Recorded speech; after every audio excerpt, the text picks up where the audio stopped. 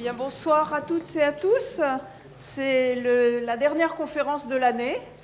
Et vous voyez, ça va être de la physique, physico-chimie un petit peu ludique, avec, je crois, un zeste d'astronomie. Mais je vais découvrir avec vous. Et ce soir, nous avons le plaisir d'avoir deux orateurs pour le prix d'un, Hervé Doll et Raphaël Aumont. Donc Hervé Doll est astrophysicien, il est professeur à Paris-Sud ou Paris-Saclay, pour l'instant on ne sait pas encore très bien parce que Paris-Sud est en train de devenir Paris-Saclay, enfin bon. Donc il m'a dit de dire les deux, je dis les deux, voilà. Et il est spécialiste en cosmologie, donc voilà, comme moi aussi, on se connaît depuis longtemps. Et Raphaël Aumont, lui, est enseignant-chercheur aussi à Paris-Sud en physico-chimie. Il est porteur d'une chaire qui s'appelle Cuisine du futur. Et il est directeur du CFIC. Alors pour ceux qui, comme moi, ne savent pas ce que c'est le Centre français d'innovation culinaire. Et donc il travaille en collaboration avec le chef étoilé, ça tombe bien, qui s'appelle Thierry Marx. Donc voilà, ils vont nous présenter pendant 1 heure des expériences de gastronomie et d'astronomie. Merci Florence. Merci beaucoup. Bonsoir, alors effectivement on va vous présenter la physique du monde qui nous entoure à petite échelle, enfin l'échelle gastronomique, on ne va pas non plus descendre à l'échelle subatomique, ça sera un petit peu difficile à voir, jusqu'aux échelles cosmologiques, donc aux très grandes échelles dans l'univers, avec un fil rouge qui est que les phénomènes que l'on observe ou que l'on goûte sont en grande partie les mêmes que ceux qui prévalent à très grande échelle, à l'échelle des galaxies, de la matière noire, etc. Donc on va aborder ces sujets-là. Et on va aussi, ce faisant, vous évoquer tout ce qui est qu'est-ce que la science contemporaine. On s'amuse beaucoup en sciences contemporaines, mais on fait aussi des choses très profondes. Et c'est une illustration, même si on n'a pas encore publié ensemble, cette conférence est aussi un témoignage du fait que les croisements de disciplines différentes peuvent être fertiles en termes d'idées, et en tout cas en termes d'amusement et de médiation scientifique, c'est-à-dire de comment communiquer avec le public l'attrait de la science. Alors ceux qui ont un smartphone, vous pouvez vous connecter sur wooklab.com/gastron, comme gastronomie, puisqu'on vous posera 1 ou 2 questions et vous pourrez voter en direct. Ceux qui n'ont pas mis les pieds à l'université depuis longtemps seront peut-être surpris d'apprendre que le numérique et les méthodes pédagogiques innovantes sont entrées à l'université depuis quelques années déjà. Voilà. Et donc on vous en fera un exemple en temps réel tout à l'heure. Alors l'idée, c'est on a plusieurs séquences qui vont parler de phénomènes différents. Et puis on va l'illustrer à chaque fois à l'échelle gastronomique, enfin à l'échelle. C'est plus facile en fait. C'est plus facile parce que vous allez voir que moi en fait je vais pas faire beaucoup d'expériences. Alors moi je suis l'astronome de la bande. Je vais avoir du mal à recréer devant vous une planète ou une galaxie ou même un univers complet. Donc ça sera surtout Raphaël qui fera des expériences. Tu veux dire un mot ? Oui, bonjour. Oui, non, effectivement, on a abordé cette conférence avec des chapitres, en fait, et les points communs, ça va être la physique qui est sous-jacente. Donc, par exemple, parler de gravitation, parler de centrifugeuse, parler de physique, de température, de pression. Quand vous faites de la cuisine chez vous, vous jouez sur la pression, la température. Et quelles que soient les échelles, finalement, la physique se retrouve là-dedans, et quels que soient les domaines. Donc, c'est un petit peu ça qu'on va faire de façon ludique. Et franchement, sentez-vous à l'aise de nous poser aussi des questions, de lever la main à un moment utile. N'attendez pas forcément la fin pour intervenir. C'est quand même plus sympa, un aspect assez convivial aussi. Voilà. Et on répétera les questions pour la vidéo. Exactement. Alors on va commencer par le fond. Voilà. On va commencer par le début de l'univers, même si l'image est complètement trompeuse. Le Big Bang, le modèle du Big Bang. On parle de soupe primitive, vous voyez comme le vocabulaire nous joue des tours, on parle vraiment de soupe primitive en cosmologie. Je regarde Florence qui est aussi cosmologiste, voilà, elle confirme, ce n'est pas qu'une lubie de ma part. Et donc le terme soupe évidemment évoque aussi des choses qui se goûtent et qui sont bonnes, surtout en hiver. On parle un peu moins d'émulsion cosmologique, mais Raphaël va élaborer dans un instant autour de ça.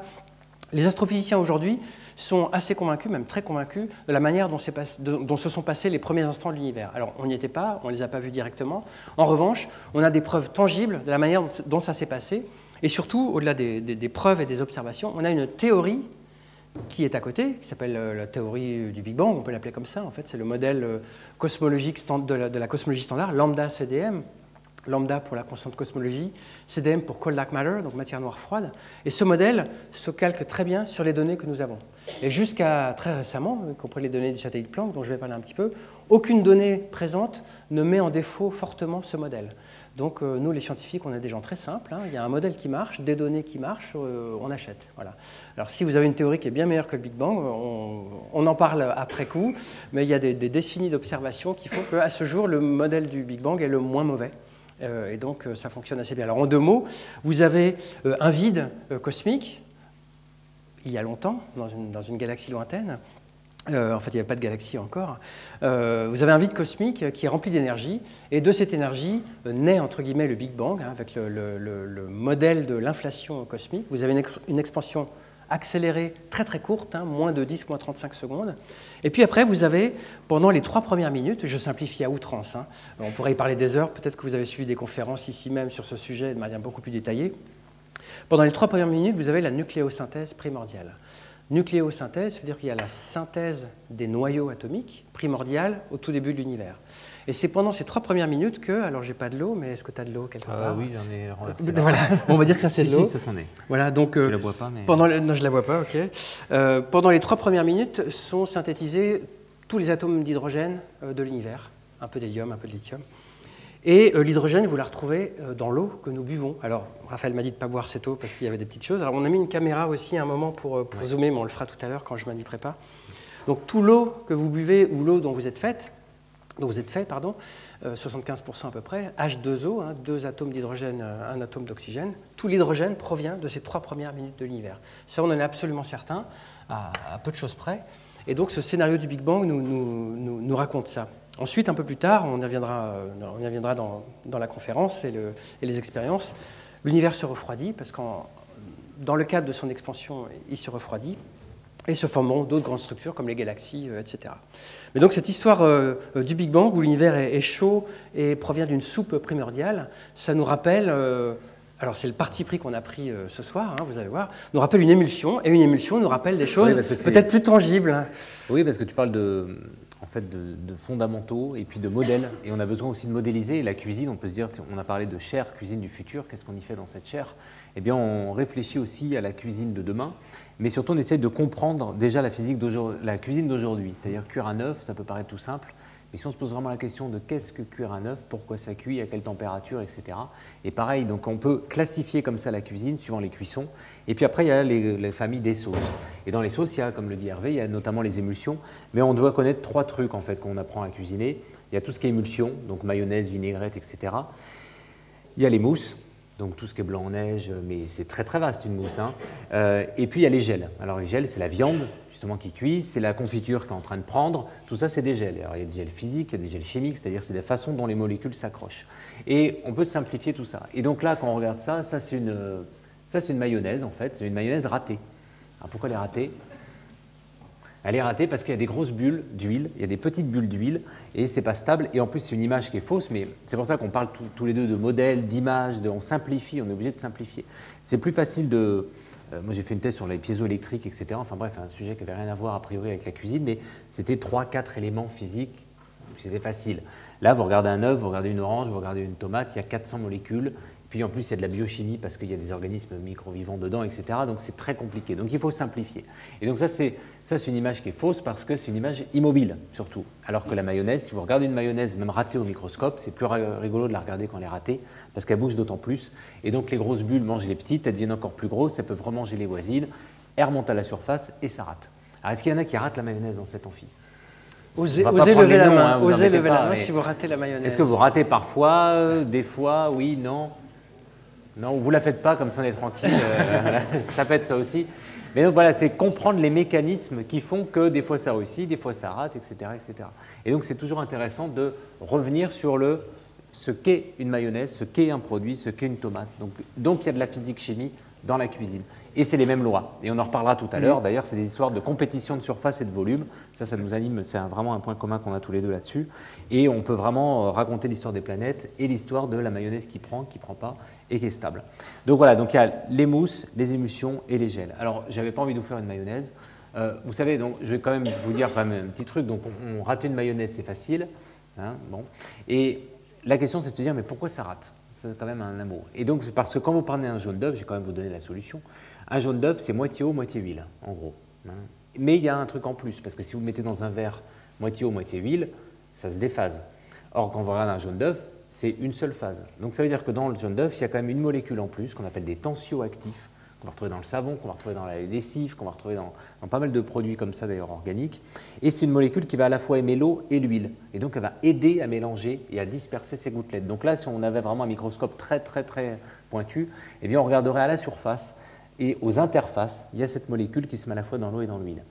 Et donc quand vous ratez une mayonnaise, en fait, vous versez souvent l'huile d'un coup et vous ne laissez pas le temps à ces tensioactifs de venir enrober les gouttelettes d'huile que vous êtes en train de faire. Et puis, comme on l'a dit tout à l'heure, il faut que la taille soit identique. C'est-à-dire que si vous avez des tailles toutes identiques, eh bien, les petites bulles ne vont pas bouger les unes avec les autres. Il n'y a pas une qui va manger l'autre et devenir encore plus grosse, et ce sera plus stable. Donc, pour réussir, vous voyez, on a compris les échecs, et donc maintenant, on va réussir. Donc, effectivement, il faut agiter fortement. Alors, nous, au labo, on fait ça avec des cuves ultrasons, c'est très rapide. Mais bon, vous pouvez prendre un fouet à l'ancienne, on va dire, hein, mais...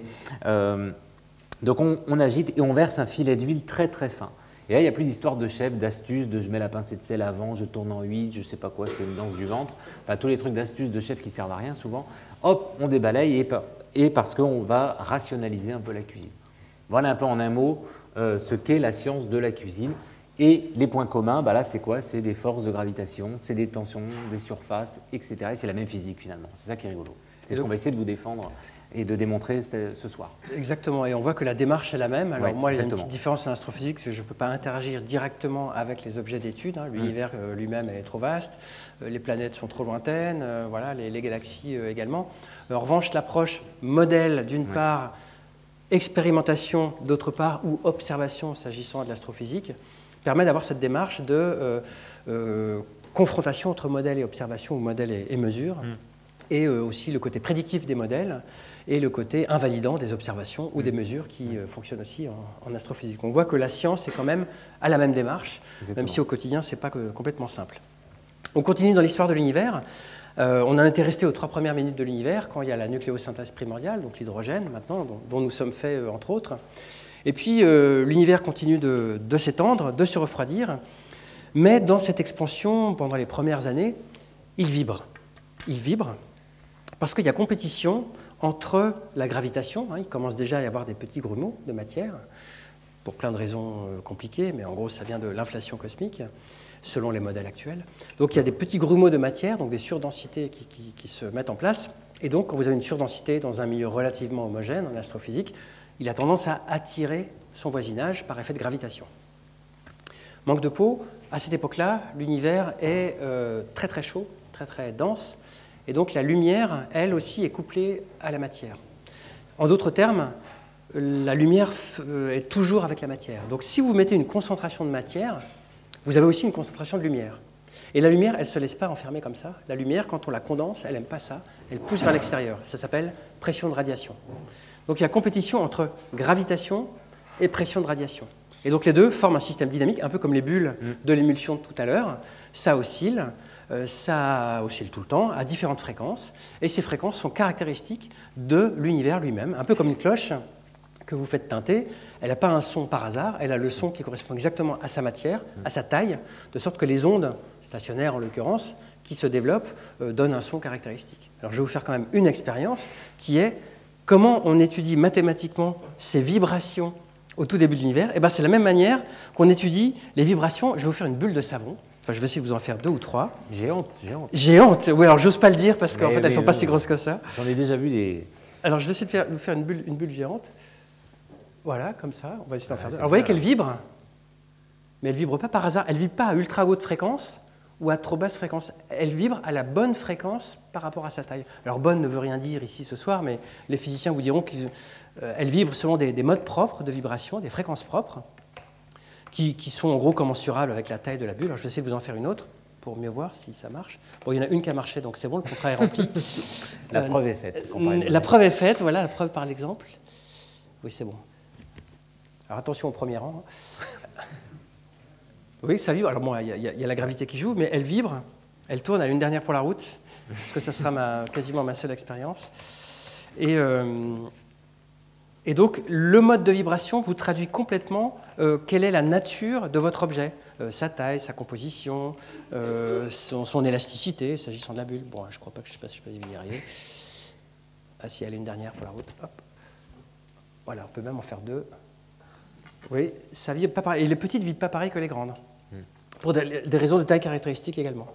Eh bien, en physique et en mathématiques, on utilise le même formalisme pour étudier les vibrations des bulles de savon que vous venez de voir et les vibrations de l'univers qui vibre au tout début. C'est l'image de gauche, j'ai oublié de le préciser, c'est l'image obtenue par le satellite Planck, juste après le Big Bang, 370 000 ans après le Big Bang. Et on appelle ça, le terme mathématique, ce sont des harmoniques sphériques, c'est une sorte de transformé de Fourier, pour ceux qui connaissent, transformé de Fourier sur la sphère. Et mathématiquement, on utilise le même outil pour la petite vibration que vous venez de voir, le fond donc la première lueur de l'univers, qu'on appelle fond cosmologique, là où l'univers vibrait encore, les vibrations du Soleil, parce que le Soleil vibre pour les mêmes raisons physiques, les vibrations également de la Terre, parce que vous savez que la Terre est soumise à des ondes sismiques, parfois, et donc on utilise le même outil mathématique. Donc il y a une cohérence un petit peu dans l'outil mathématique. Et aussi dans cette mousse de fruits que je vais vous faire. Alors. Donc là, l'idée, c'est, on va refaire ces mousses-là. Moi aussi, je vais vous faire des bulles en direct. Alors, non pas avec... Alors, qu'est-ce que dans ta solution, tu avais pris un tensioactif, justement. On retrouve ce tensioactif de la mayonnaise. C'est lui aussi qui va permettre de stabiliser la bulle que vous a fait Hervé. D'accord? C'est du savon, en gros. Et là, l'idée aussi, eh bien, c'est d'utiliser une autre façon en cuisine de créer des bulles. Alors, ce n'est pas de mettre de la levure chimique ou des choses comme ça, mais ça va être d'utiliser une petite réaction. Alors, ici, vous avez un coulis, vous voyez bien, je pense, là, un coulis de fruits qui est très sombre, des myrtilles. Myrtilles cassis, on appelle ça des fruits rouges. Ils sont plutôt noirs, parfois rouges. Alors pourquoi? Le pigment, en fait, il dépend justement de l'acidité. Et si vous le cuisez dans de l'eau riche en bicarbonate, ou l'eau gazeuse par exemple, eh bien, il devient assez noir, mais il se charge aussi de bicarbonate. Ça, c'est intéressant parce que carbonate, ça peut faire du CO2 et ça peut faire des bulles de gaz. Alors, on va y mettre dedans un jus de citron très très concentré. Et alors, carbonate plus acide, alors là, je ne sais pas s'il y a des chimistes dans la salle, mais ça va forcément faire du CO2. Donc, on va créer les bulles de gaz. Mais on a des pectines qui sont aussi des tensioactifs, donc qui vont permettre de faire tenir ces bulles de gaz créées. Ça ne va pas comme un effet Argan ou je ne sais pas quoi. Et la chimie vous apprend aussi que ce pigment rouge, qui était noir ici dans du bicarbonate, il peut devenir rouge en milieu acide. Donc, conclusion, on va faire l'expérience, puis après on va voir en cuisine ce qu'on pourrait en faire. On va verser un peu de jus de citron dans... Et voilà, on a bien fait de mettre une feuille. Et vous avez une mousse rouge qui apparaît spontanément. D'accord? Alors là, vous avez alors là aussi, elles vibrent, sauf qu'elles vibrent, oui. On ne les voit plus parce qu'elles sont tellement petites qu'elles vont vibrer à des fréquences encore plus élevées. Et vous voyez une magnifique mousse ici qui tient. Ça ne retombe pas. Et ça retient parce qu'il y a une texture naturelle d'ailleurs dans les fibres du fruit. Et alors là, on avait un coulis noir, ça devient une mousse rouge, donc ça peut être rigolo. Alors après, l'intérêt, c'est de travailler avec un grand chef pour donner ces informations scientifiques pour faire une cuisine innovante. Et vous imaginez maintenant une mise en scène dans un beau restaurant, un petit gâteau au chocolat, cerise griotte, chantilly vanille, forêt noire, un coulis de fruits noirs, et le serveur arrive avec un jus de citron, et vous avez une forêt noire, forêt rouge en effervescence. Et là, hop, on voyage et on est dans les étoiles d'ailleurs. Mais voilà, mais c'est l'idée de comprendre et pourquoi ça retombe, pourquoi ça tient, pourquoi ça coagule, etc. Et là, on retrouve justement, alors on n'a pas besoin de faire une transformée de Fourier en cuisine, mais l'idée, c'est quand même de comprendre un peu ce qui se passe dans la notion de surface et de compétition surface-volume. Alors ensuite... on abordait la notion de mousse, justement. Ouais, alors de mousse et d'expansion. Ouais. Je commence par l'expansion. Ouais, vous voyez qu'on improvise à chaque fois. C'est ça l'intérêt de cette... Comme ça, on ne s'ennuie pas. Voilà, on ne s'ennuie jamais. J'espère que vous non plus. Donc, je poursuis l'histoire de l'univers. Le fond cosmologique traduit les vibrations de l'univers durant les 370 000 ans, les premières années. Et puis l'univers est toujours en expansion. Aujourd'hui, on le mesure comme étant en expansion, et même en expansion accélérée. On ne comprend pas vraiment pourquoi. On doit introduire un fluide, ce qu'on appelle l'énergie sombre, qui permet de résoudre un peu tout, mais en fait, on ne connaît pas vraiment sa nature. Ce qui est l'objet notamment de la mission spatiale Euclide qu'on va lancer dans quelques années, avec une mission européenne avec une très forte contribution française. Et vous avez cette image à gauche, qui est l'une des images les plus profondes obtenues par le télescope spatial Hubble de la NASA et de l'Agence spatiale européenne. On voit plein de galaxies. Il n'y a pas d'étoiles sur cette image. Plein de galaxies très très lointaines et qui montrent que plus on va loin, plus en fait elles s'éloignent à une vitesse de nous à forte vitesse. Et donc l'univers est relativement vide et en expansion. Alors on nous pose toujours la question, ça s'expand en quoi? Qu'est-ce qu'il y avait avant le Big Bang, etc. On pourra en reparler, pareil, ça peut faire l'objet d'une conférence complète. Mais pour faire simple, c'est l'espace-temps qui se dilate à 4 dimensions, 3 dimensions d'espace, 1 dimension de temps. Et puis c'est difficile de concevoir que ça s'expande en rien, mais en fait ça marche très bien en relativité générale et en cosmologie. Et on n'a pas besoin de se poser la question dans quoi ça s'expand, parce que c'est tout qui s'expand. Mais voilà, c'est le résumé très court de quelque chose qui pourrait durer des heures. Et alors le vide et l'expansion peuvent être utilisés également en cuisine, parce que l'origine physique n'est pas exactement la même, mais l'effet est peut-être plus intéressant. Ça donne des idées aussi. Tu parlais au début justement de transdisciplinarité, et quand on a fait les premières conférences ensemble il y a quelques années, et bien justement d'entendre Hervé parler d'expansion, je me suis dit mais ça c'est rigolo parce que cette mousse qui est jolie, ou une mousse au chocolat par exemple, ou un gâteau, quand vous mettez de la levure chimique, vous essayez de votre gâteau, il est bien bon, il est bien gonflé, il est joli, mais vous espérez surtout que quand vous ouvrez la porte du four, il ne soit pas en train de retomber comme un soufflé. Et d'ailleurs, est-ce que les soufflés, on pourrait vous faire aussi des soufflés qui ne retombent pas? Ça peut être intéressant, des vrais défis de cuisine encore en 2018. Hein. Et je pense qu'en 2019, on se posera encore la question d'ailleurs. Mais donc, c'est de dire, je vais faire un gâteau, je vais mettre un peu de levure, mais est-ce que je peux faire un super gâteau, un ultra sponge cake? Vous voyez l'esprit un peu, ou des biscottes. Et donc, cette expansion, ça nous a donné des idées, justement. Et donc, on a rendu complètement étanche un four. Donc, on fabrique les nouveaux outils de cuisine aussi au laboratoire à Orsay. Et donc, on a rendu complètement étanche, on a aspiré pendant qu'on cuit. Et donc, vos bulles que vous avez créées, vous pouvez aspirer, vous les dilater aussi. Donc là, elles s'expansent cette fois dans le four et pas dans rien. Mais bon, ça reste dans l'univers. Et donc, elles s'expansent. Et après, il faut que ça fige. Alors là, il y a plein d'astuces, de la farine, des œufs, des machins, enfin bref. Et donc, il faut que ça tienne. Et donc là, par exemple, vous avez des textures. Alors ça, c'est un bout du four. Et puis là, vous avez un gâteau au chocolat, justement. Ouais, merci. Alors là, vous avez un gâteau au chocolat expansé. Voilà, donc un ultra sponge cake au chocolat, sans levure. Il n'y a plus besoin d'être de levure en fait dans ce four-là. C'est ça qui est assez génial. Et puis là, vous avez un baba au rhum. Pareil, enfin, il n'est pas encore dans le rhum, mais justement, il va bien se gorger de rhum parce qu'on a augmenté les bulles et la surface des bulles notamment. Donc ça va être aussi en termes de texture et de saveur, ça va tout changer. Alors, on voulait vous parler aussi du coup de mousse au chocolat. Est-ce que c'est maintenant? Hein? Oui, je crois que c'est maintenant. On ne sait plus. Bon, alors, comment fait-on une mousse au chocolat? En 2 mots. Alors, on n'a pas les petites tablettes, mais qu'est-ce qu'il vous faut pour faire une mousse au chocolat? Vos recettes, c'est quoi? Des œufs. En neige. C'est ça qui mousse. C'est la mousse en fait. D'accord. On va mettre du chocolat quand même dedans? Oui. Oui. Du chocolat. Donc, et les jaunes dans le chocolat. Bah oui, parce que. Ok. Donc. Ouais. Alors, on fait souvent les jaunes avec le sucre. On fait blanchir. On rajoute ce chocolat fondu. Je vous la fais rapide. Et puis à côté, on a cette mousse de blanc et c'est ça qui va mousser. Donc, si je caricature un petit peu, c'est ces blancs en neige qu'on aromatise au chocolat. Bon. On se dit, mais pourquoi on met des œufs? Pour faire la mousse. D'accord, mais aujourd'hui, on sait mettre des injecteurs de gaz, on sait faire des bulles peut-être par différentes façons.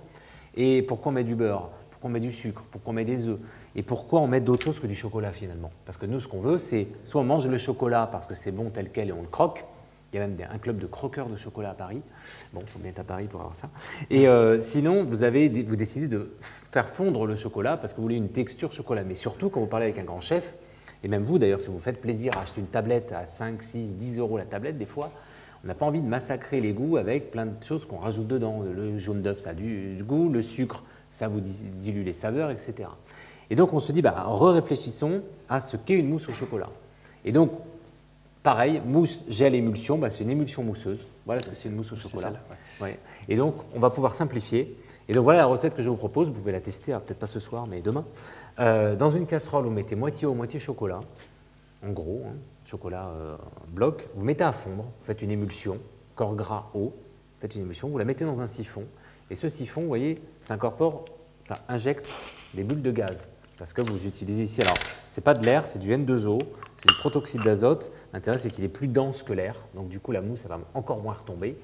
Vous voyez? Et là, vous avez injecté du gaz. Donc, vous avez injecté du gaz dans une émulsion. Vous laissez tout au réfrigérateur. Et on va regarder ce que ça donne. Je vais mettre la caméra. Ouais, si c'est réussi seulement. Donc, vous laissez refroidir. Et là, vous avez votre émulsion mousseuse. Vous voyez? Eau, air, chocolat. Voilà, c'est ça qui suffit pour un chimiste pour décrire une mousse au chocolat. Alors, on va regarder ce que ça donne maintenant. Généralement, c'est le moment préféré d'Hervé. Je confirme. Voilà. Donc, vous voyez, ça ne retombe pas. 4 fois moins de calories qu'une vraie. que la mousse au chocolat traditionnelle, on va dire. Et là, surtout quand on va goûter, hein, ça c'est ta cuillère, ça c'est la mienne. Voilà. Maintenant, en fait, c'est pour ça que je fais cette conférence uniquement. Je m'adapte et je change la taille des cuillères à chaque conférence. C'est pour ce la moment. Prochaine fois, c'est la louche. C'est pour ce moment de grâce. Et vous voyez, c'est ultra fondant, c'est très soyeux. Alors ça, c'est un chocolat, il travaille avec nous d'ailleurs, c'est chocolat Valrhona Itakuja. C'est-à-dire qu'il y a une acidité légère parce que c'est torréfié avec des fèves, les fèves de cacao et le fruit de la passion sont torréfiés ensemble. Donc il y a une vraie histoire derrière et on ne sent que ce chocolat. C'est-à-dire qu'on n'est pas parasité par des goûts. Donc il y a un intérêt gustatif, il y a un intérêt d'abord de texture et puis il y a un intérêt aussi d'un point de vue calories, c'est-à-dire plaisir, bien-être et santé. Ce n'est pas incompatible tout ça. Vous voyez, c'est ça. Alors maintenant, on pourrait rajouter un petit gélifiant, mettre un œuf ou je ne sais pas quoi, faire cuire, expanser sous vide, et là, vous avez des textures complètement inédites. Voilà. Et donc voilà ce qu'est une mousse au chocolat. On peut l'expanser, on peut encore innover. Donc on travaille à Orsay sur toutes ces choses-là. On se repose des questions de base, et puis on trouve des nouveaux outils. Exactement. Donc vous voyez que science et plaisir. Et on peut manger ces échantillons, c'est quand même assez un vrai luxe pour un chimiste. Alors on a aussi une analogie avec cette image d'émulsion et de sponge cake, ultra sponge cake. Si vous prenez la mie qui est un petit peu en bas à droite ici, alors on voit bien que c'est une sorte de mie d'un petit gâteau, donc c'est une image prise proche de ce petit cake spécial made in Space cake. Voilà, du space cake de Raphaël. Bref. Cependant, si on ne mettait pas l'échelle, cette structure ressemblerait aussi à la distribution des galaxies à très très grande échelle. Donc au lieu d'avoir ici 4 cm, si on mettait ici quelque chose comme 100 gigaparsecs, donc des 100 milliards, 300 milliards d'années-lumière à la louche, hein, je vous la fais à la louche, on pourrait, alors je ne l'ai jamais fait, mais il faudrait qu'on le refasse, on pourrait avoir des structures qui ressemblent, c'est-à-dire que la matière se met sous forme de grandes structures, forme de filaments, de vide et de plein, qui ressemblent un petit peu à cette structure. Donc on voit que les contingences et les forces en présence aboutissent, parfois de manière un peu inattendue, là c'est plus une coïncidence, mais la forme des forces se ressemble, aboutissent à des structures similaires à grande et à petite échelle. De même qu'il y a une similarité entre ces grandes structures qui se mettent sous forme de filaments, d'amas de galaxies, etc., ressemblent aussi incidemment à la structure des neurones dans notre cerveau. Ça fait un peu des nœuds et des filaments qui partent comme ça. Bon, là, les processus sont complètement différents. Donc, c'est une pure analogie. Alors, la séquence d'après concerne la gravité. La gravité est quand même la force principale à grande échelle dans l'univers. Hein. La gravité est a une intensité très faible à petite échelle, hein, où les forces électromagnétiques fortes et faibles, nucléaires, dominent. Mais à très très grande échelle, c'est la gravité qui domine. Et donc, la gravité, c'est ce qui donne la forme aux astres. Alors, on a cette très belle image à droite dont on fête les 50 ans, d'ailleurs, dans 10 jours, 15 jours, Noël 1968, prise par Bill Anders à bord d'Apollo 8, donc autour de la Lune. Donc, c'est une très belle image qui a un peu révolutionné la vision du monde, qui montre la Terre bien ronde et la Lune, bon, on ne la voit pas bien, mais on sait qu'elle est à peu près ronde. Et donc, c'est la gravité et les forces, un petit peu d'autres forces, mais qui provoquent cette forme quasi sphérique. Hein. Il y a aussi des forces un peu de mécanique des fluides qui interviennent, mais voilà, la gravité est le principal moteur. Et bien, il se trouve que la gravité ou l'absence de gravité peuvent aussi aboutir à des innovations pour la planète, disons-le simplement. Mais oui, oui. Mais c'est vrai que la gravité, c'est ça qui va contrôler vos blancs en neige. Enfin, quand on parlait de la mousse au chocolat, c'est pour ça aussi que ça retombe. Le drainage, il faut savoir que l'air est à peu près 1000 fois plus léger que l'eau. Donc forcément, on sent qu'il y a des problèmes de densité. Et donc, par gravité, ça va tomber. Et puis, effectivement, quand tu parlais des planètes qui avaient des formes sphériques, mais quand il pleut, il ne pleut pas des carrés d'eau ou des cubes d'eau ou des espèces de plaquettes ou des formes. Il pleut des gouttes d'eau, des sphères parfaites. Tout ça, ce n'est pas un hasard. La sphère, c'est vraiment un beau volume qu'on va retrouver partout dans la nature, pour aussi des compétitions d'ailleurs sur phase-volume. Mais c'est aussi par gravité que ces formes se font. Alors, ici, pour illustrer un peu tout ça, on a pris des algues brunes qu'on a mis ici dans un sirop à l'amande qui n'a pas plus d'intérêt que ça, mais vous pouvez après transposer ça avec un kir, avec justement des myrtilles qui vont bien, des cassis, pêche, enfin tout ce que vous voulez. Et on va faire tomber au goutte à goutte ces petites billes dans de l'eau riche en calcium. Alors je ne sais pas si on voit bien à la caméra. Vous voyez les petites bulles? Les petites billes. On va les sortir après, on va aller à la pêche. Voilà. Et donc on forme comme ça des petites gouttes. Et l'intérêt, c'est qu'on fait un gel, comme ça je vous aurais parlé, mousse, gel, émulsion. Et on va faire une gelée, fine gelée très très fine autour des gouttelettes parce que les algues vont s'accrocher en présence de calcium et vont former un petit gel. Alors l'intérêt, c'est que eh bien, vous allez pouvoir… J'ai oublié mon épuisette. Vous allez pouvoir encapsuler le liquide. Alors, je ne sais pas si on voit là. Voilà, vous voyez, c'est le petit œuf ici. Mais quand j'appuie, tac, c'est liquide.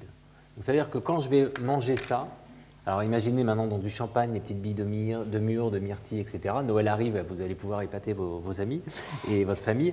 Mais vous voyez, ça va bouger comme ça dans le verre. Et quand je croque, alors j'ai le kir qui apparaît. Donc il y a un aspect, alors on dit ludique, mais surtout un aspect dynamique de dégustation. C'est ça qui m'intéresse le plus.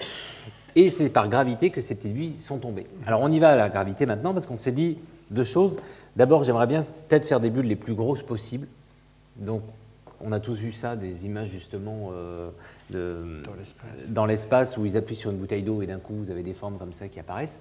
Mais si on arrive à attraper cette forme et faire cette gélification, on pourrait faire des formes un peu rigolotes. Donc à Orsay, on a inscrit des étudiants et on a pu faire un vol parabolique pour faire cette manip, mais en microgravité.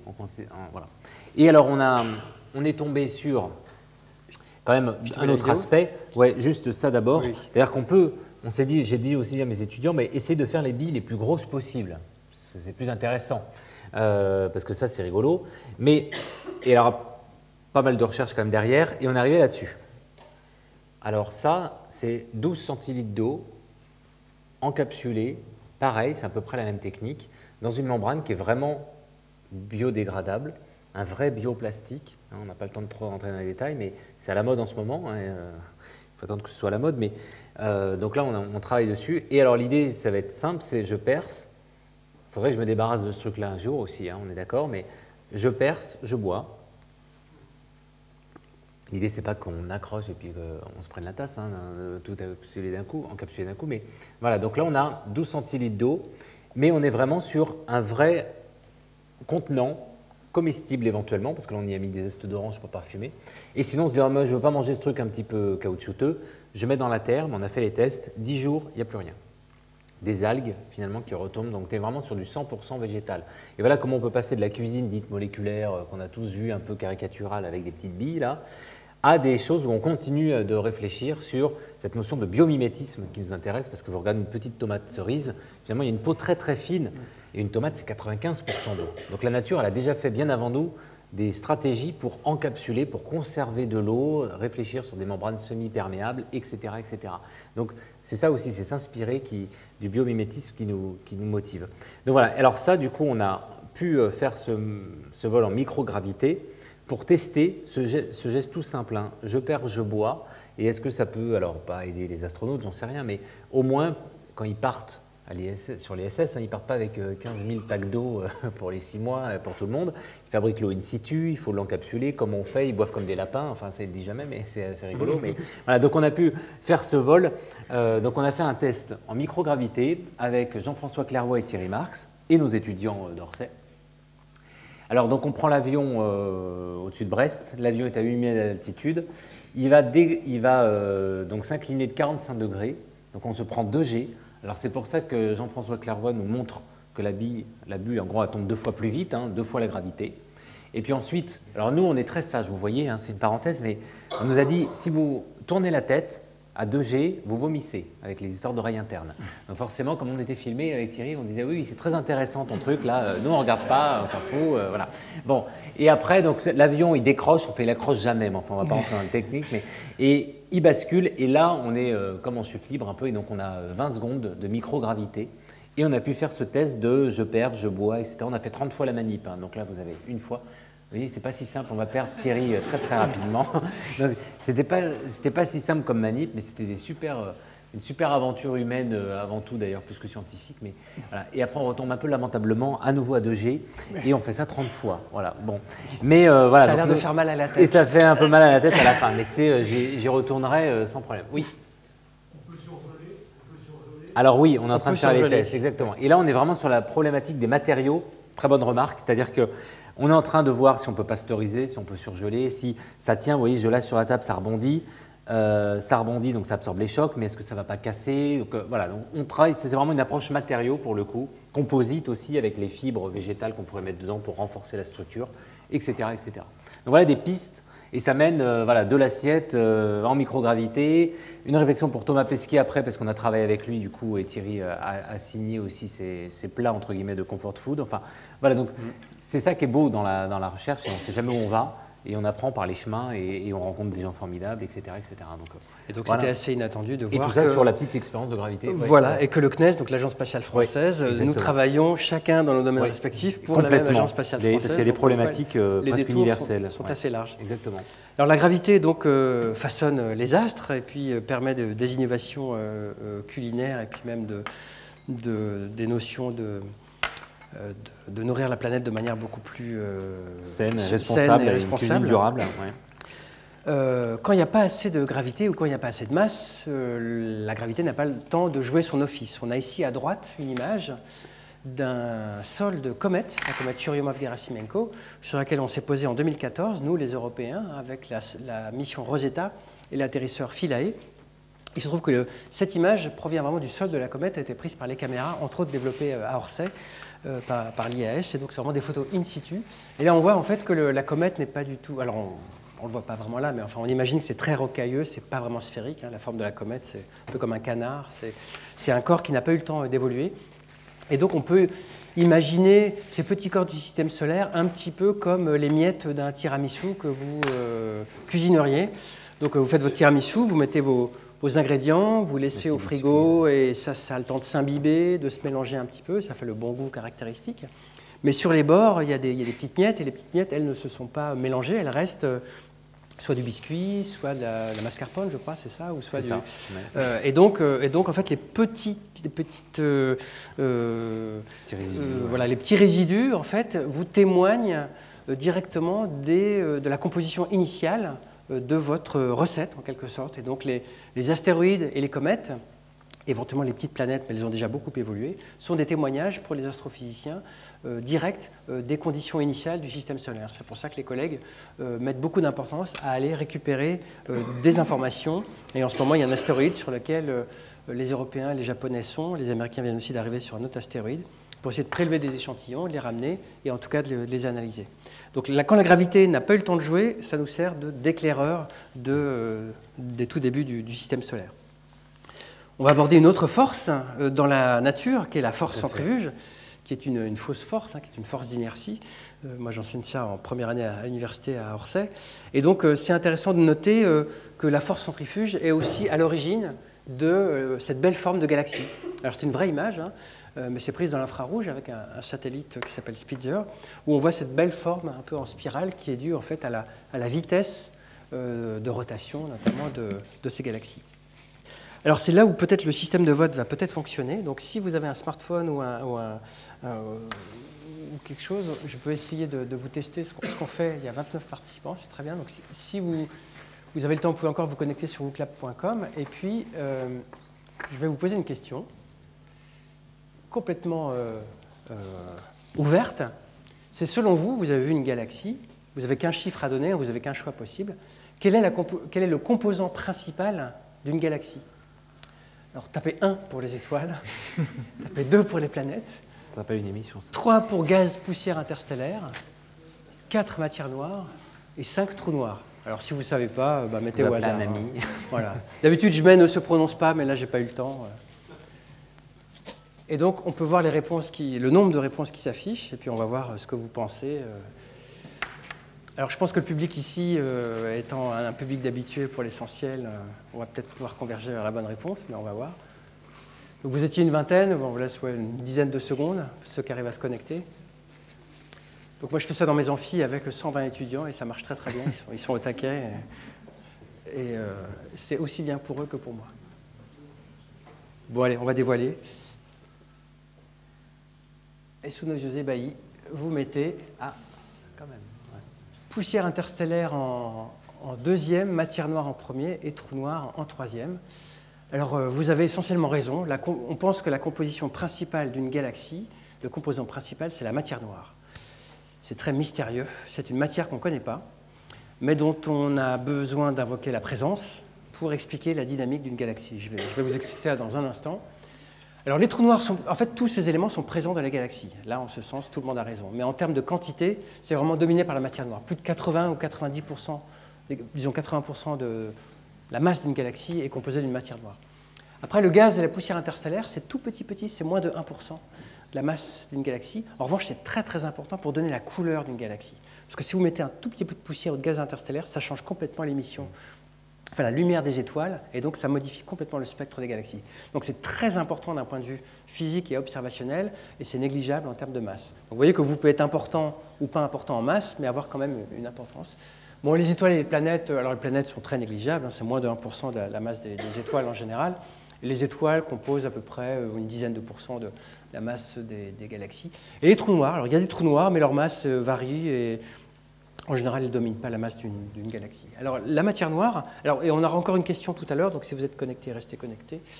On y reviendra tout à l'heure. En deux mots, comment on arrive à comprendre qu'il y a de la matière noire? C'est avec cette force centrifuge. Alors je vais sortir mon outil favori pour une deuxième expérience. Alors profitez-en bien parce que moi je fais pas beaucoup technique là. Alors là c'est très technique. Vous voyez que dans le spatial on est très high-tech. Donc heureusement on n'envoie pas nos satellites avec ça, je vous rassure. Donc j'ai pris un pendule, un petit pendule que j'ai fait avec ce que j'ai trouvé à la maison. Et pour expliquer la présence de la matière noire, enfin l'une des arguments c'est de dire que les étoiles tournent trop vite par rapport à la masse qu'on observe. Alors imaginons que la matière noire n'existe pas. On observe la vitesse des étoiles qui sont sur le bord, hein, je vais faire simple pour la discussion, pareil on pourrait y passer des heures, mais prenons les étoiles qui sont tout au bord, là, et ça on peut mesurer leur vitesse, même si on ne les voit pas tourner, puisque ça met des millions d'années, on peut mesurer leur vitesse. Donc elles vont à une certaine vitesse. Alors imaginons ici dans le petit modèle, toujours à l'approche scientifique, si je ne m'en mêle pas les pinceaux, imaginons que ça soit ça l'étoile, le petit tube. Et donc l'étoile tourne autour de la galaxie, et la galaxie c'est ma main. Et la force qui relie l'étoile au centre de la galaxie, c'est la force de gravitation.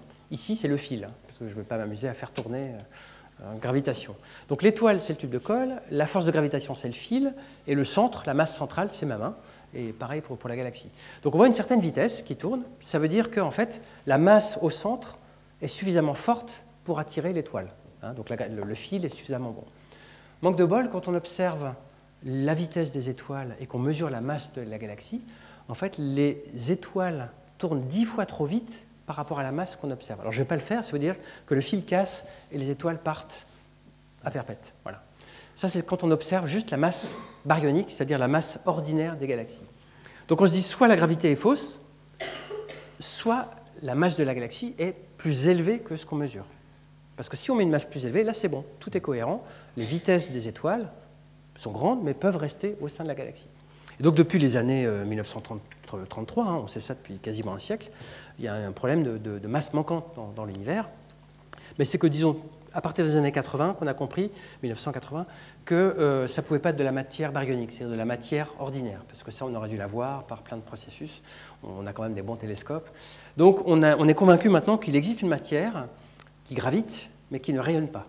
Donc le nom est venu assez rapidement, c'est de la matière noire. C'est probablement une matière exotique, mais on n'en sait trop rien. Alors les neutrinos, c'est probablement pas suffisant, donc il faut d'autres matières.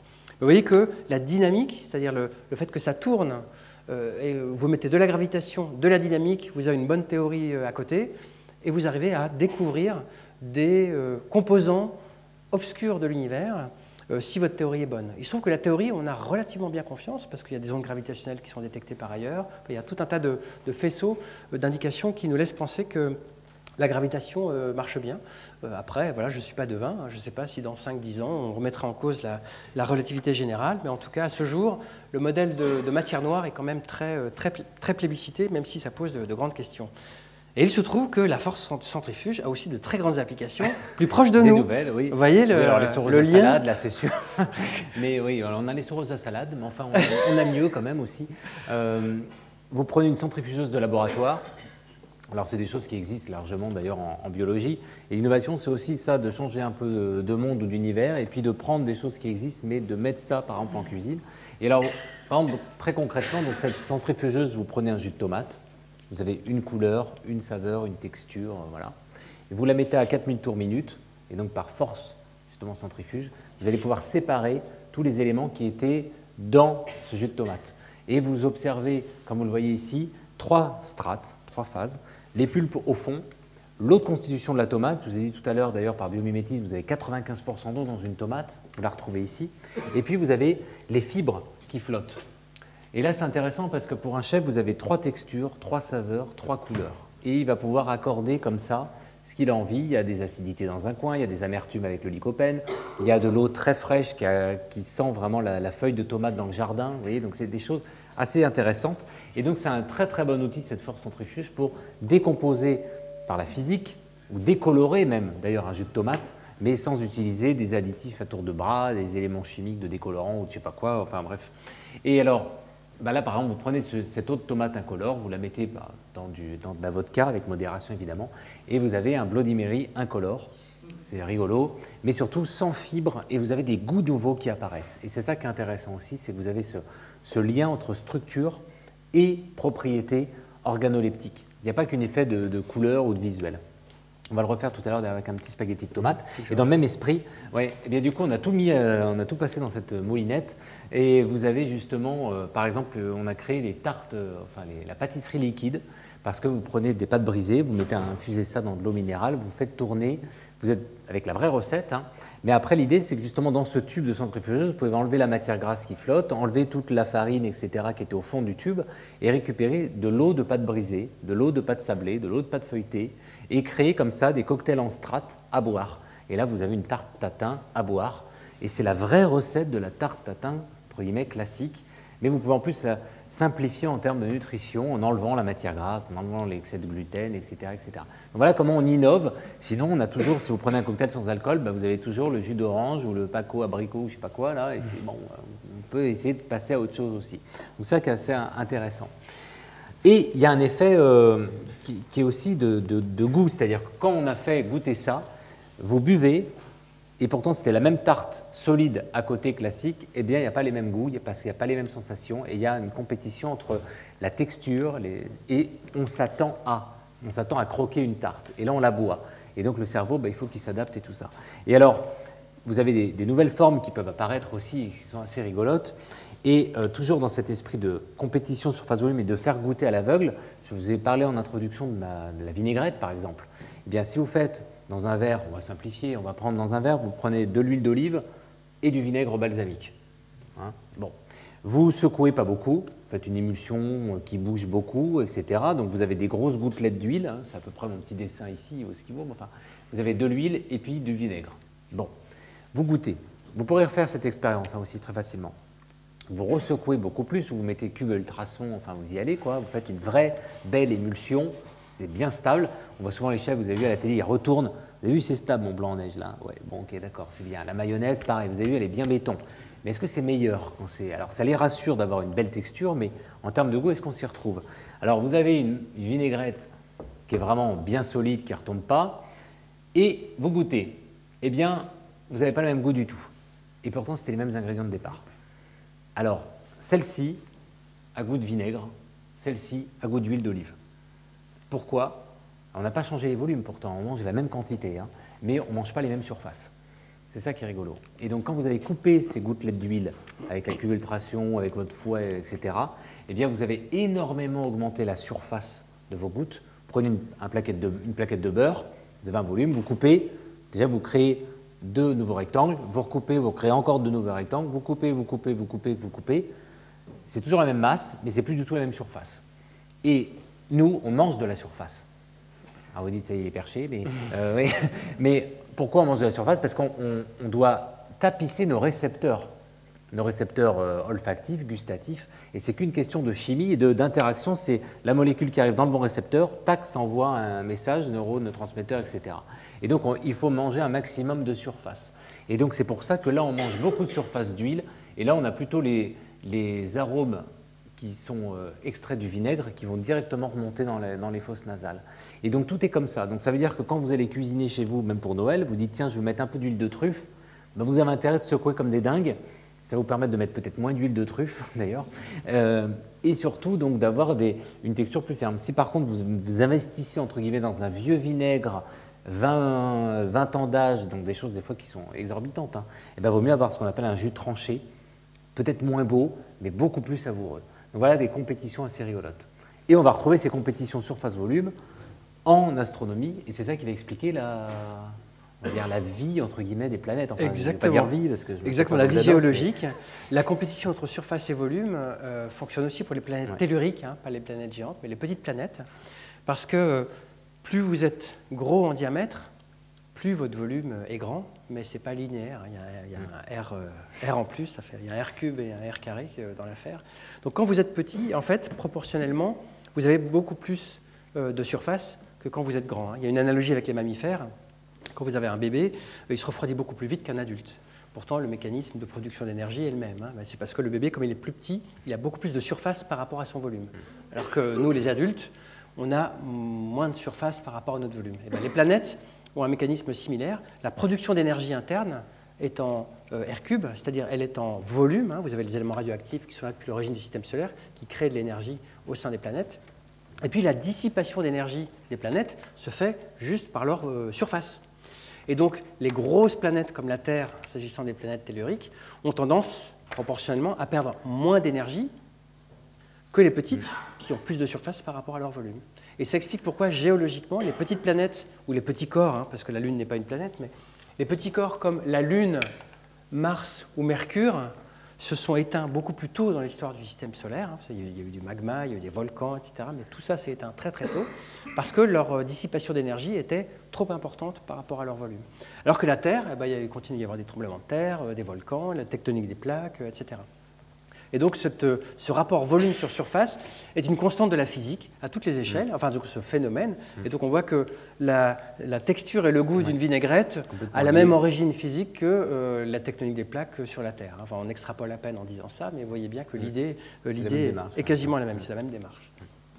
Et justement pour jouer sur les formes, pour justement changer les goûts, et encore innover en cuisine, on peut changer les effets de surface-volume et de jouer, alors notamment par exemple avec des gélifiants, mais c'est des petits exemples. Alors là où vous avez du tzatziki par exemple, vous avez un spaghetti comme ça de peau de concombre, une mousse de concombre à l'intérieur, vous avez de la mousse, vous avez des gels, vous avez des textures complètement différentes.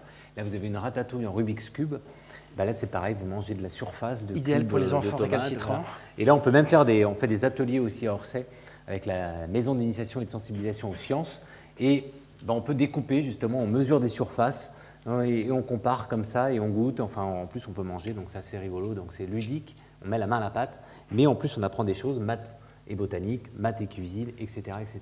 Alors, je vais vous faire juste un peu en direct. On va changer un peu, on va rigoler sur une tomate mozzarella et on va jouer. Alors, on va essayer de faire une spirale dynamique. Alors, l'idée est très facile. Hein, vous prenez un jus de tomate, vous mettez un peu d'agar-agar dedans.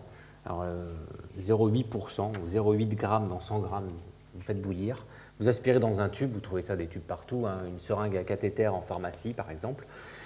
Pour la ratatouille en Rubik's Cube, il suffisait simplement de prendre dans des plaquettes, hein, vous n'êtes pas obligé de faire ça dans des tubes, hein, vous prenez un récipient, un couvercle, vous coulez, ça prend, vous coupez des petits cubes. Hein, vous n'êtes pas obligé non plus de vous embêter à faire des spirales, mais enfin ça c'est quand même rigolo. Et alors, une fois que ça prend dans le tube, eh bien, vous avez ce joli petit spaghetti normalement. Alors, c'est un peu l'esprit, le rouleau de réglisse qu'on a tous connu. Mais voilà comment vous allez faire, par exemple, une tomate mozzarella moléculaire. Alors, attention au terme. Hein. Voilà, on n'est pas obligé de tout manger non plus, on peut s'arrêter là. Mais voilà, ça, c'est simplement une légère gélification. Mais là aussi, hein, parce que vous mangez un gel, parce que vous mangez telle surface, eh bien, vous n'avez pas les mêmes goûts que si vous aviez mangé directement la même tomate. Pourtant, c'est 100% tomate, hein, c'est complètement végétal, ça. Enfin, il y a 0,8% d'agar-agar. Vous pouvez terminer avec une petite boule de mozzarella. J'aurais dû mettre tout au milieu quand même, voilà. On aurait pu mettre un petit trait d'huile d'olive, que j'ai oublié. Bon. Un peu de basilic rouge, basilic cresse, ça s'appelle. Pareil, un peu de basilic sauvage, vert. Et puis, vous auriez un petit trait d'huile d'olive qui fait quand même un peu briller tout ça. C'est pas grave. Voilà. Vous voyez, c'est quand même pas très compliqué de gagner Top Chef ou de gagner un dîner presque parfait. Et voilà. Vous avez une petite tomate mozza. On aurait pu mettre une petite brunoise de... Alors, dès qu'on cuisine, d'ailleurs, on dit toujours petit, petite sauce, petit truc. Alors, même moi aussi, je me fais avoir. Bon. Donc, on aurait pu mettre une brunoise de tomates. Voilà, tomate cerise. Vous voyez comment c'est simple, mais ça n'aura pas le même goût que la tomate mozza en tranches, l'une sur l'autre, etc., etc. Vous avez des histoires de surface, volume, de compétition, et c'est beau. Enfin, moi, ça me plaît. Ça donne déjà envie. Oui, c'est ça. Voilà, donc c'est un petit peu rigolo et c'est très facile à faire. Vous avez toutes les recettes, hein, n'hésitez pas aussi. Vous pourrez refaire tout ça pour Noël. Là, vous allez épater la galerie, là, Noël. Hein. Voilà, voilà. Alors, il nous reste 5 minutes. Oui, très bien. Mais on va y arriver. On va y arriver. Pression et température. Alors là, c'est toi qui commences. Ah, c'est moi qui commence, oui. Très bien. Alors oui, le message est très simple. On est en cuisine, vous connaissez, on cuit à pression atmosphérique. Hein, voilà. Et puis, souvent, le réflexe, c'est quand ça bout, met les haricots, quand ça bout, met les tomates, quand ça bout, met les œufs, quand ça bout, met la viande. Bon, enfin bref. Sauf que rien ne cuit à 100 degrés. Raté. Seulement, c'est le seul repère qu'on a, l'eau qui bout. Et on travaille aussi à Orsay sur la nouvelle casserole de demain. On a parlé du four de demain. Parce que voilà, les pectines, eh bien, par exemple, même ce jus de tomate, pour extraire un maximum de lycopène, qui est un antioxydant très intéressant, pour cuire des haricots, il faut cuire à 82, 85 degrés. Et 100 degrés, c'est trop. Parce que 100 degrés, ça bout. Et si ça bout, ça entraîne les arômes. Alors, vous rentrez chez les amis et puis vous dites « Ah, ça sent bon ». C'est souvent le truc qu'on dit « Ah, ça sent bon chez toi, on va bien manger ». Et moi, je dis toujours à mon ami, je dis « C'est le contraire. On va encore mal bouffer parce que tout est parti dans la pièce, dans les cheveux, dans le canapé, ou je ne sais pas où. Mais qu'est-ce qui me reste dans mon assiette, moi ?» Les molécules qui ne voulaient pas s'évaporer, les molécules lourdes. Et on peut parler note de tête, note de cœur, note de fond, exactement comme en parfumerie. Vous voyez, c'est ça qui est intéressant. Et il ne faut pas que ça boue, il ne faut pas entraîner les vapeurs, il faut tout garder en cuisine. C'est ça qui est intéressant. On garde, alors après on remet dans le plat ou pas, il y a des choses qui doivent partir d'un point de vue saveur, mais au moins on peut recycler aussi cette eau qui part pour rien. Et la viande, une viande rosée, saignant, à point, etc. On n'a pas le petit dessin, mais juste un mot. Ah oui, non, on avait 5 minutes, mais j'abuse là. Vous appuyez ici rapidement sous le pouce. Vous voyez, l'expérience. Ici, peut-être expérience très simple. Vous touchez ici, on est du muscle, hein, désolé pour les véganes s'il y en a, mais voilà, on est de la viande. Vous appuyez ici et vous êtes bleu. D'accord? Alors ça, c'est ce qu'on apprend à l'école hôtelière, 2018. Vous mettez premier doigt sur le pouce, ça durcit un peu. Rosé. D'accord? Vous changez. Alors c'est saignant, pardon. Saignant, rosé, à point, bien cuit. Vous voyez? Alors donc vous avez le gugus, là, il touche la viande, tac, oui.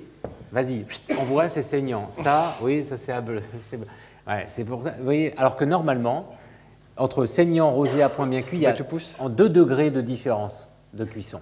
Est-ce qu'on maîtrise 2 degrés de différence chez soi avec la casserole qu'on a ou le four? Non, déjà on ne sait même pas ce qui est vraiment la température, etc. Donc réfléchissons à des températures différentes. Et on peut aller plus loin, c'est-à-dire qu'on peut se déplacer dans le diagramme de phase, il n'y a pas d'autre mot. C'est-à-dire que nous, à pression atmosphérique, l'eau bout à 100 degrés. Si vous utilisez une cocotte minute, vous augmentez la pression, donc vous augmentez la température d'ébullition. Ça veut dire que vos haricots, ils cuisent plus vite. Alors, on évite de mettre des haricots en autocuiseur, mais les lentilles, etc., tous les trucs qui étaient un peu longs à cuire, ils cuisent plus vite parce qu'ils cuisent à plus haute température. Et au contraire, on peut réfléchir dans le four que je vous ai présenté tout à l'heure sous vide, eh bien l'eau va bouillir à 50 degrés, 40 degrés. Donc vous allez garder les nutriments, vous gardez les vitamines, ça va cuire plus longtemps, mais vous allez avoir des nouvelles textures. Donc on explore ce qu'on appelle le diagramme température-pression, parce que c'est encore un monde complètement vierge, la pression. Personne ne cuit à basse pression actuellement. On ne cuit qu'à pression atmosphérique. Donc c'est rigolo d'aller explorer tout ça, mais c'est rigolo surtout d'un point de vue santé, et là c'est moins drôle, c'est-à-dire qu'il y a des vrais avantages nutritionnels et des nouvelles textures plus justes.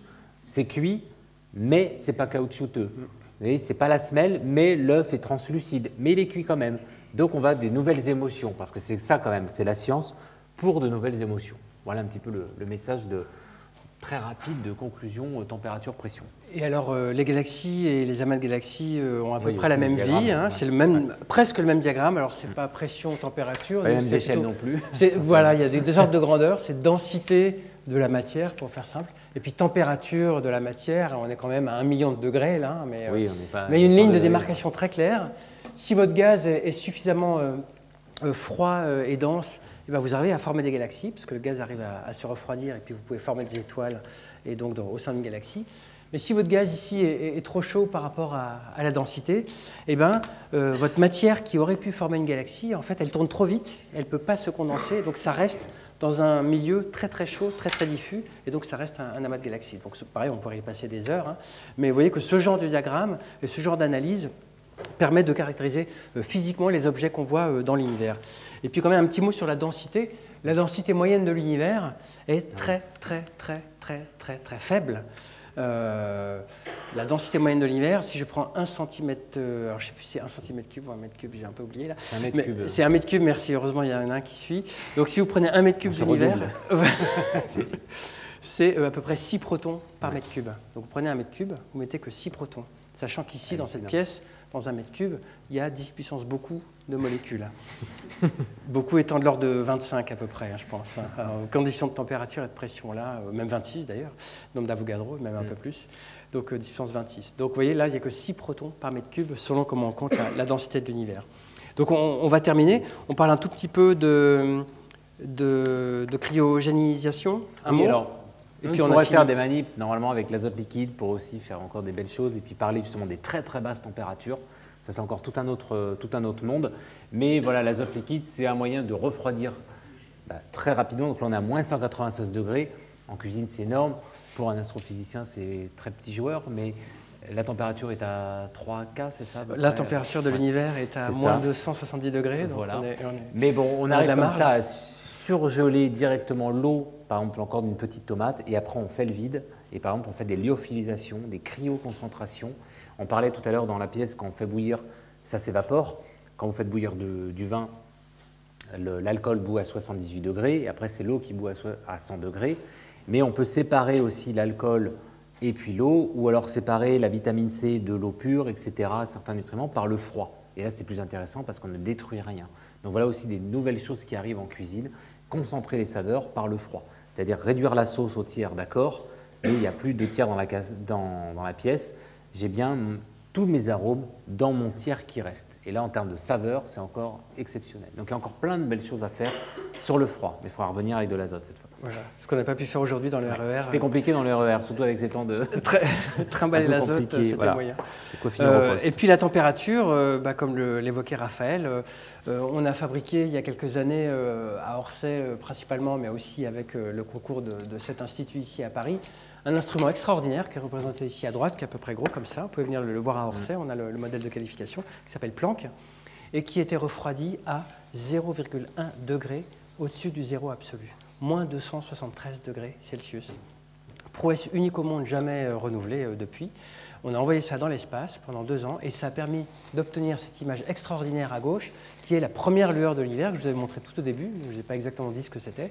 C'est ce qu'on appelle le fond cosmologique, qui est cette première lueur qui est libérée 370 000 ans après le Big Bang.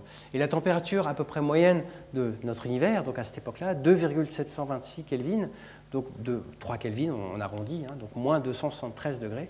Il a fallu utiliser une instrumentation spatiale dernier cri, ultra froide, pour permettre de mesurer ce rayonnement très froid de l'univers, parce que si vous êtes trop chaud, en quelque sorte, vous êtes ébloui. Un peu comme si j'essaie de regarder le ciel étoilé derrière ces projecteurs, j'y arriverai pas. Et lumière et chaleur, c'est à peu près la même chose. Donc il faut un instrument ultra froid pour pouvoir observer ce rayonnement cosmologique. Et donc on utilise également le froid. Voilà, ceci conclut notre petite conférence. Merci de votre attention et nous prenons vos questions.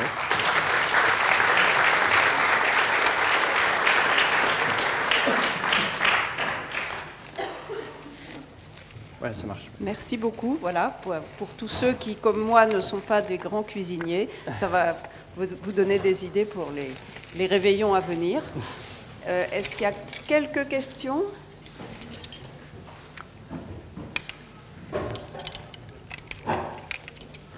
Oui, monsieur, on n'est pas étonné maintenant d'entendre parler plus de laboratoire que de cuisine. Et question, est-ce que selon vous, est-ce que les grands chefs, qui en ont peut-être les moyens, ont dans leur équipe constamment un chimiste pour naturellement explorer la manière la plus originale je pense des composantes de la gastronomie? Ouais, effectivement, tous les grands chefs n'ont pas un chimiste comme ça sous la main. Mais par contre, c'est quand même dans l'esprit des cuisiniers d'avoir toujours voulu comprendre ce qui se passait. Vous regardez Escoffier, 1907. Donc vous voyez, ce n'est pas des choses récentes. la cuisine, sans cesser d'être un art, deviendra scientifique. Auguste Escoffier a écrit ça dans la préface du guide culinaire français. Et donc il avait compris justement que les cuisiniers travaillaient par essai-erreur, alors c'est de l'empirisme, mais par l'expérience, ils apprennent de leurs gestes. Voilà. Et c'est intéressant, et c'est pour ça que cette chaire universitaire, elle existe à Orsay, et c'est complètement unique de créer ce lien, ces passerelles entre l'artisanat et l'université. Et donc les entreprises aussi, l'artisanat, qui confrontent, et c'est hyper enrichissant pour les deux mondes, et aussi pour nos étudiants évidemment, parce qu'ils voient une utilité à ce qu'ils apprennent, une application tout de suite. Donc, et alors, on parle de laboratoire de pâtisserie depuis pareil des vingtaines d'années, laboratoire en charcuterie, etc. etc. Donc c'est un lieu d'expérimentation, sauf que quand on est dans la salle, quand on est assis dans son assiette, il faut que l'expérience soit réussie. Alors qu'un laboratoire, on est là pour avoir des essais, des erreurs, et au contraire, quand l'expérience est ratée, c'est là qu'on apprend le plus. Si c'est réussi, on s'ennuie, on passe à autre chose. Et on apprend de ses erreurs. Et c'est pour ça que là encore, c'est ce qu'on dit avec Thierry Marx, les cuisiniers ont des cahiers de recettes, il faudrait qu'ils aient des cahiers de labo, exactement comme nous on a. C'est-à-dire, là j'ai raté, et on s'interdit d'avoir du Tipex ou ce truc comme ça. Et c'est aberrant pour un scientifique d'avoir du Tipex, c'est un non-sens. Et donc on barre, et on dit, tiens, t'as vu, j'ai raté ce truc-là, c'est génial, quoi, presque. Et on se dit, ah oui, mais comment ça se fait? Et là on apprend. Et c'est exactement cette démarche-là qu'il faut enseigner en cuisine. Et c'est ce qu'on défend aussi avec Thierry, et même dans sa brigade, quand j'y vais, c'est-à-dire on leur dit, mais montre, c'est raté, mais c'est pas grave. On va apprendre de ces erreurs et de pourquoi ça a raté. Voilà. Donc c'est un état d'esprit en fait, mais c'est vraiment ancré dans le cœur des cuisiniers, mais depuis Escoffier au moins. Une autre question?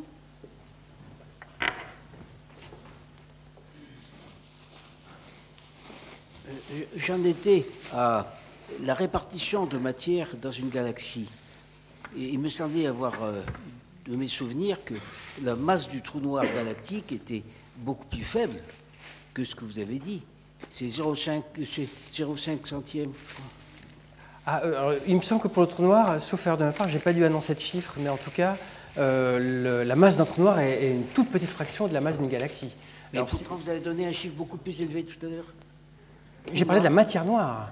Non, je ne parle pas de matière noire, je parle du trou noir. Le trou noir, il ne me semble pas avoir donné de chiffre, parce que justement, la masse des trous noirs varie entre quelques masses solaires jusqu'à 10%. La dernière ligne, c'était trou noir. Oui, mais ça, c'était les votes. Hein? Ah oui, c'était les votes des participants. C'était pas, pas la réponse. C'était un sondage en fait. Voilà. Mais la masse des trous noirs est effectivement négligeable dans la masse d'une galaxie.